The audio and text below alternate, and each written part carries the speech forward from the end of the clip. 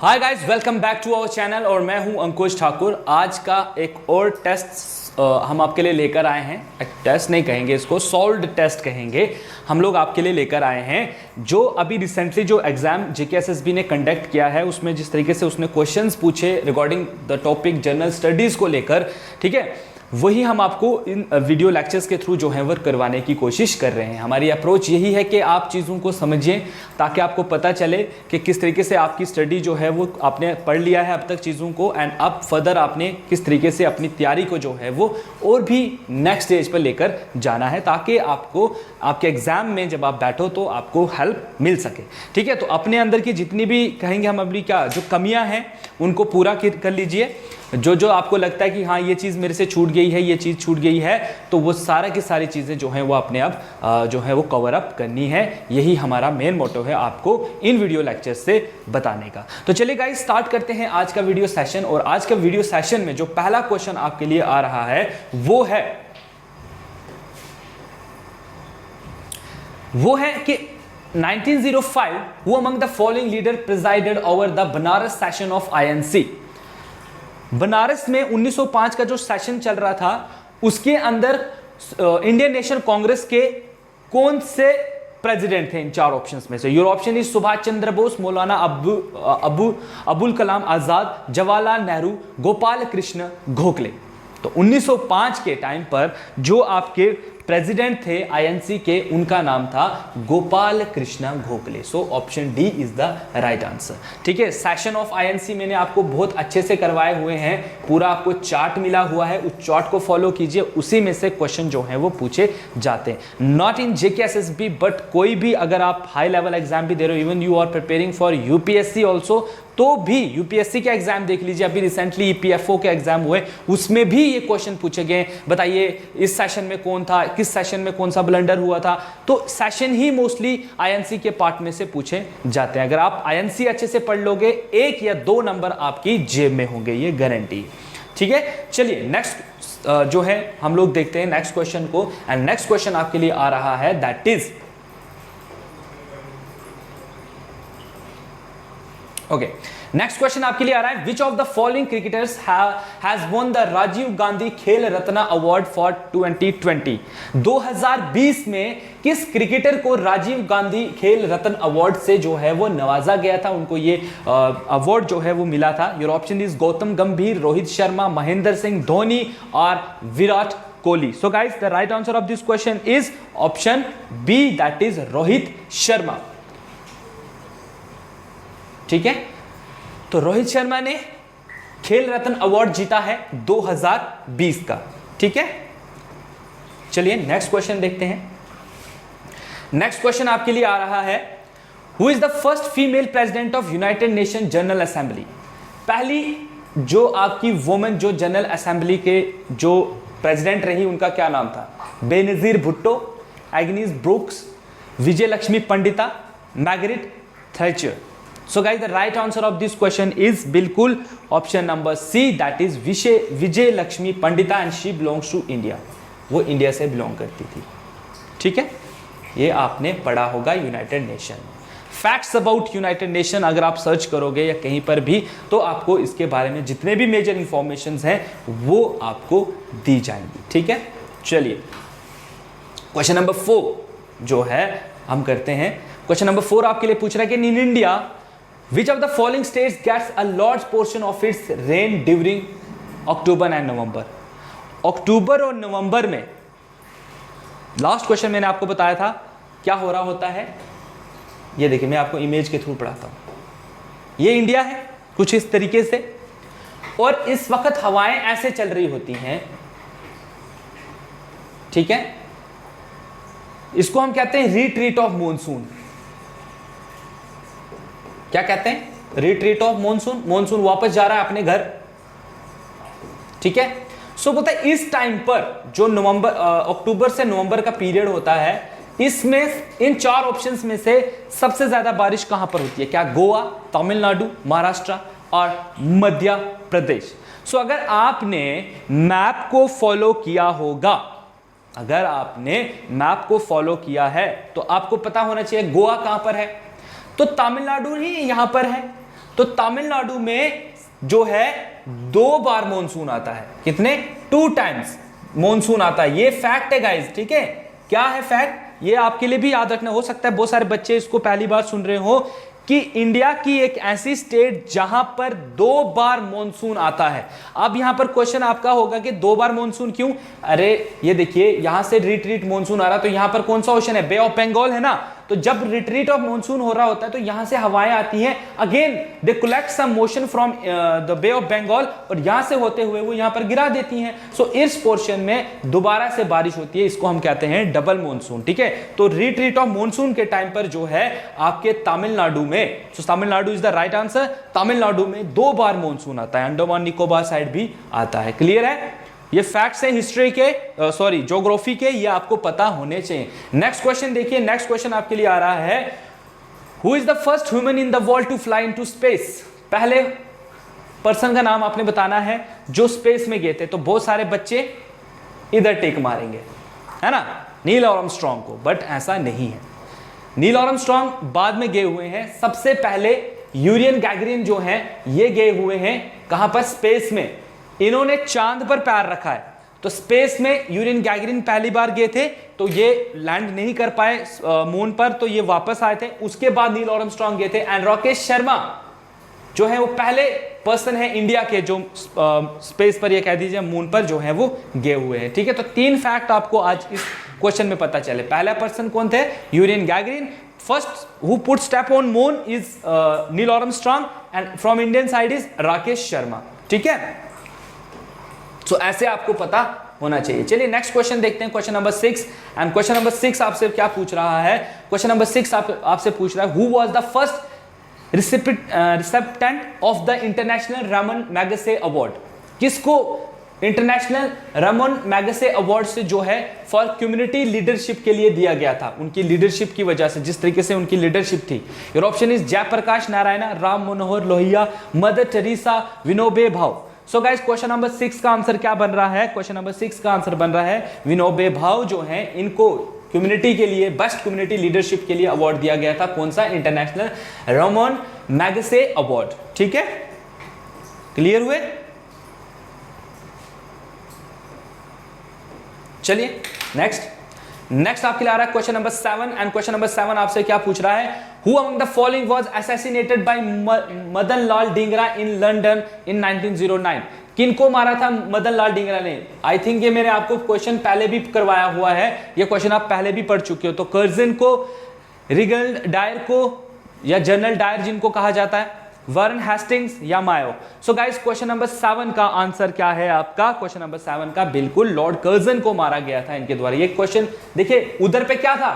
उधर पे ये क्वेश्चन पूछकर ये आंसर आ रहा था, अब इधर पे इन्होंने इसको क्वेश्चन बनाकर इधर आंसर पूछा। देख रहे हो किस तरीके से उल्टा पुल्टा भी कभी हो सकता है। कभी आपको जो आपका आंसर है वो क्वेश्चन पूछा जाएगा, कभी क्वेश्चन जो है उसको आंसर बनाकर दिखाया जाएगा। सो ऐसा जो है आपको अप्रोच जो है अपनी रखनी है। फैक्ट्स क्लियर होने चाहिए, ये इसमें आपकी कंफ्यूजन ऐसा नहीं कि हम यहाँ करवा रहे हैं। मैंने आपको करवाया कि मदन लाल डिंगरा ने कर्जन को मारा, उधर पूछे कि कर्जन को किसने मारा था, आप कंफ्यूज हो जाओ, है ना। ऐसे भी बच्चे हैं जो कंफ्यूज हो जाएंगे, अरे ऐसा तो था ही नहीं, ऐसा कहाँ पर पढ़ाया था, है ना। तो ऐसे फैक्ट्स को भी जो है आपको पता होना चाहिए। चलिए क्वेश्चन नंबर 8 को देखिए।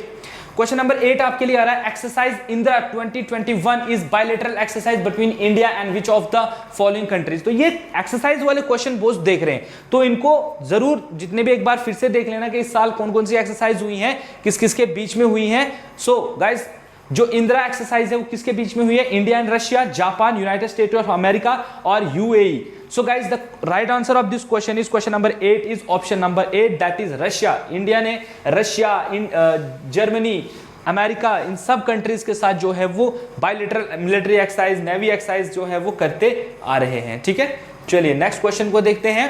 नेक्स्ट क्वेश्चन आपके लिए आ रहा है, Pulitzer prize is awarded for outstanding work in which of the following field. जो पुलिटिजर प्राइज अवार्ड है वो किस फील्ड में दिया जाता है? मेडिसिन, इकोनॉमी, जर्नलिज्म और पेंटिंग। सो गाइस क्वेश्चन नंबर 9 जो है ना, पुलिटिजर प्राइज, याद होगा आपने अवार्ड्स के बारे में पढ़ चुके हो, आप अच्छे से पढ़ चुके हो, तो याद रखना पुलिटिजर प्राइज अवार्ड दिया जाता है जर्नलिज्म में। कल को जो बेस्ट जर्नलिस्ट होगा उसको कौन सा अवार्ड दिया जाएगा? पुलिटिजर प्राइज अवार्ड दिया जाता है। यहां पर मैं आपको क्वेश्चन पूछूंगा कि कौन देता है, ठीक है, कौन दे रहा है इनको, ठीक है। पुलिटिजर जो अवार्ड है जर्नलिज्म को, जर्नलिस्ट को दिया जाता है, किसके द्वारा, इसको आप कमेंट करके जो है वो लिखोगे, ठीक है। तो ये आपका यहाँ पर नहीं पता है गूगल कर लीजिए, कुछ भी सोर्स, जिनको पता है कर दीजिए कमेंट, ताकि बाकी लोगों को भी पता चले, ठीक है ना।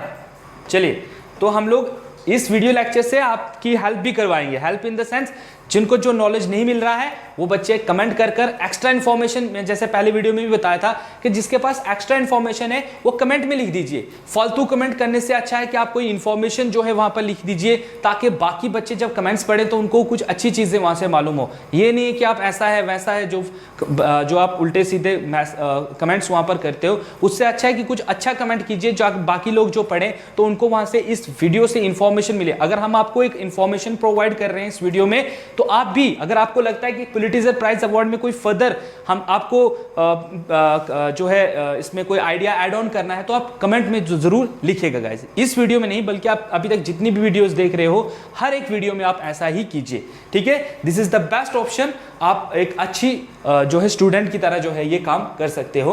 अब काम आइए दूसरों के, दूसरे लोग जो हैं वो भी आपसे जो है कुछ ना कुछ सीखेंगे गाइस, ठीक है। चलिए, क्वेश्चन नंबर 10 देखिए। क्वेश्चन नंबर 10 आपके लिए क्या आ रहा है, क्वेश्चन नंबर 10 आ रहा है, at the young age of 25 William Lawrence Bragg was awarded Nobel prize in which of the following field. देखिए, आप 25 साल की उम्र में विलियम लॉरेंस को जो है नोबेल प्राइज मिला था, किस फील्ड में, पीस, लिटरेचर, फिजिक्स या केमिस्ट्री। तो देखिए, इन चारों फील्ड में आपको पता है, मैंने आपको बताया था दैट हमें जो है वो जो है नोबेल प्राइज मिलता है, लेकिन इनको मिला था इनके बेस्ट वर्क के लिए, दैट इज फिजिक्स, ठीक है। इन्होंने फिजिक्स में जिस तरीके से अपना वर्क दिखाया था उसके चलते इनको जो है वो नोबेल प्राइज जो है वो दिया गया था। चलिए नेक्स्ट देखते हैं question number 11। And question number 11 में आपको पूछा जा रहा है, on which of the following river is the Sardar Sarovar dam located. Sardar Sarovar dam कौन सी नदी पर है, ब्रह्मपुत्रा, कृष्णा, नर्मदा और महानदी। सो guys the right answer of this question is बिल्कुल सी, दैट इज नर्मदा, ठीक है। नर्मदा रिवर के ऊपर है गाइस आपका कौन सा, सरदार सरोवर डैम, ठीक है। इसकी अगेन कैपेसिटी बताओगे आप कमेंट करके, किसकी कितनी कैपेसिटी है, कितना इसमें मेगावाट जो है ये बिजली जो है ये प्रोड्यूस करता है, ठीक है। चलिए नेक्स्ट देखिए, क्वेश्चन नंबर 12 आ रहा है, Mawsynram the place that receives the highest average rainfall is world is located in which of the following hills. कौन से हिल्स पर है ये, महेंद्रगिरी, खासी, कैमूर और महादेव। सो गाइस याद होगा आपको, ज्योग्राफी में इसके बारे में आप पढ़ चुके हो, बिल्कुल। ये कहां पर है, खासी हिल्स के ऊपर है, जहां पर सबसे ज्यादा बारिश होती है वर्ल्ड की, है ना। ऐसे तो आपको पता है कि चेरापूंजी में होती है, मेघालय चेरापूंजी में, एग्जैक्ट कहां पर है, तो इस मासवम जो आपका प्लेस है खासी हिल्स के ऊपर, वहां पर होती है दुनिया की सबसे ज्यादा बारिश। चलिए क्वेश्चन नंबर 13 देखिए, Mariyappan Thangavelu an Indian Paralympic high jumper has been conferred with which of the following prestigious award in the year 2020। कौन से अवार्ड से नवाजा गया था इनको, Arjuna award, Dhyanchand award, Rajiv Gandhi Khel Ratna award, राष्ट्रीय खेल प्रोत्साहन पुरस्कार। सो गाइस कौन सा आंसर है इसमें, क्वेश्चन नंबर 13 का, क्वेश्चन नंबर 13 का आंसर है बिल्कुल सी, that is Rajiv Gandhi Khel Ratna award जो है वो दिया जाता है स्पोर्ट्स में, और इनको दिया गया था किस में चलते, आपके हाई जंपर में, ठीक है। और ये पैरालिम्पिक हाई जंपर है, ठीक है।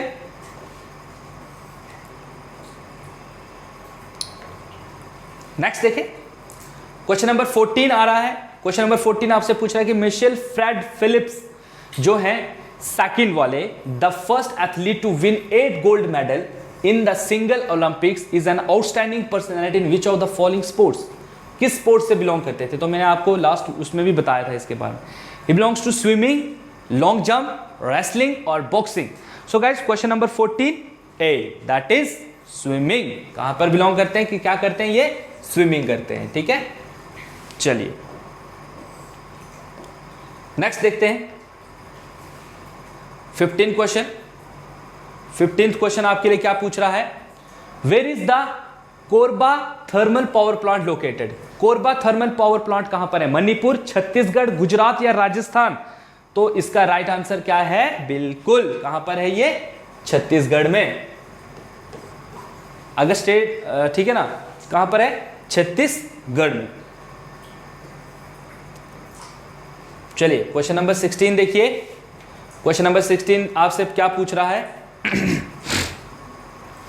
क्वेश्चन नंबर 16 आपसे पूछ रहा है that who served as the first deputy prime minister of India? Deputy prime minister कौन रहे हैं पहले?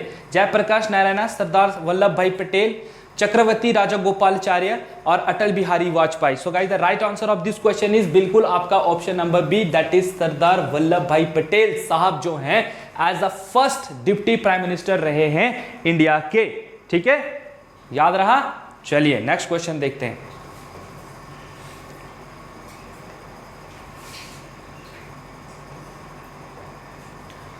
Which of the following scheduled language of India has most speakers? सबसे ज्यादा भाषा बोलने वाले इंडिया में कौन है? तो कौन है भाई साहब बताइए? मराठी, कोंकणी, डोगरी और हिंदी? तो सोचने वाली बात ही नहीं है, हिंदी ही बोलेंगे सारे मोस्टली इंडिया में हैं। आप यहाँ से तमिल जाओगे, तमिलनाडु जाओगे तो आप तमिल बोलोगे? नहीं बोलोगे ना। वो लोग इधर आएंगे तो क्या डोगरी कश्मीरी बोलेंगे? नहीं बोलेंगे। तो एक कॉमन लैंग्वेज हमारे और उनके बीच में क्या है? वो है आपकी कौन सी? हिंदी। अब है क्वेश्चन नंबर 18। क्वेश्चन नंबर 18 में ये क्या पूछ रहा है दैट 1919 में against which of the following acts did Gandhi give up a call for Satyagraha? किसके लिए कहा गया था गांधी जी ने कि सत्याग्रह करेंगे हम लोग? Vernacular press act, calico act, arms act और राउलेट एक्ट। तो आपको याद होगा कि राउलेट एक्ट के चलते गांधी जी ने सत्याग्रह स्टार्ट किया था। राउलेट एक्ट में क्या था ये आप फिर अगेन कमेंट्स करके मुझे बताओगे। ठीक है, वर्क कीजिए, मैं भी देखूं आप कितने आपने चीज़ें जो हैं वो अंडरस्टैंड की हैं, ताकि हम लोग अब ऐसे तो मुझे पता नहीं ना चल रहा कि बच्चों ने कितना पढ़ा है। सो आपके कमेंट्स देखकर ही हम लोग कुछ फर्दर डिसाइड कर सकेंगे कि हमें और कितना आपको प्रिपेयर, हमें भी पता चलेगा कि हम आपको अभी और कितना आपको चीज़ें देनी है। अभी आप कितने पानी में हो, कितने ऊपर हो, तो आपको पूरा समझ सकेंगे हम आपके कमेंट्स से। ठीक है, सो कमेंट्स जो हैं वो बहुत ज़रूरी होते हैं हमारे लिए, बिकॉज आपके कमेंट्स से हम लोगों को पता चलता है दैट हमें और फर्दर और क्या चीज़ें करनी है। ठीक है, सो कमेंट्स जो हैं वो करते रहिए वीडियो के ऊपर। चलिए गाइस नेक्स्ट वीडियो को नेक्स्ट क्वेश्चन को डिस्कस करते हैं। नेक्स्ट क्वेश्चन है आपके लिए क्वेश्चन नंबर 19। क्वेश्चन नंबर 19 देखिए क्या पूछ रहा है। क्वेश्चन नंबर 19 आपसे पूछ रहा है that who among the following is the head of council of municipal corporation in India? कौन होता है म्युनिसिपल कॉर्पोरेशन का हेड? ठीक है, जो 73rd 74th कॉन्स्टिट्यूशन अमेंडमेंट मैंने आपको पढ़वाई थी, ठीक है, उसके अकॉर्डिंग बताइए कौन हेड होता है ना? तो ये म्युनिसिपल कॉर्पोरेशन होता है 74th। तो देखिए कौन सा है? Mayor of the municipal corporation, finance minister of state, chief minister of state. तो ये कहीं पर भी नहीं है। ठीक है, ये है आपका राइट आंसर। ठीक है, ये होता है head of the state government, not state actually. ठीक है, गवर्नर जो होता है सबॉर्डिनेट होता है इसके। ठीक है, चलिए क्वेश्चन नंबर 20। क्वेश्चन नंबर 20 आपसे क्या पूछ रहा है? क्वेश्चन नंबर 20 आपसे पूछ रहा है the project named bamboo oasis on lands is in drought BOLD, जिसका नाम था रिसेंटली सीन इन न्यूज, अभी रिसेंटली न्यूज में देखा गया, इज एन इनिशिएटिव ऑफ, किसका इनिशिएटिव था वो? National bank of agriculture and rural development NABARD, Khadi and village industries commission KVIC, Bharatiya Kisan Sangh BKS, tribal cooperative marketing development federation of India TRI, TRIFED जिसको हम कहते हैं। So guys the right answer of this question is option B, that is Khadi village industries commission. एक बात मैं आपको यहां पर ऐड ऑन कराऊं, जब भी आपको नबार्ड कहीं दिखे ना तो नबार्ड को हमेशा एग्रीकल्चर के साथ जोड़ना। ठीक है, कहीं पर भी एग्रीकल्चर लिखा होगा ना कि एग्रीकल्चर को अपलिफ्टमेंट करने की बात हो रही है, तो नाबार्ड अगर उस ऑप्शन में होगा तो ज़रूर नाबार्ड उस पर वर्क कर रहा होगा। याद रखना, नाबार्ड को बनाया ही इसके लिए गया था। बेसिकली क्या होता है, ये बैंक होते हैं जो हेल्प कर रहे होते हैं, जो मार्जिनलाइज्ड सेक्शन है, साथ ही साथ एग्रीकल्चर में उसमें आपकी हेल्प कर रहे होते हैं। ठीक है, इकॉनमी में आपने ज़रूर इसके बारे में पढ़ा होगा।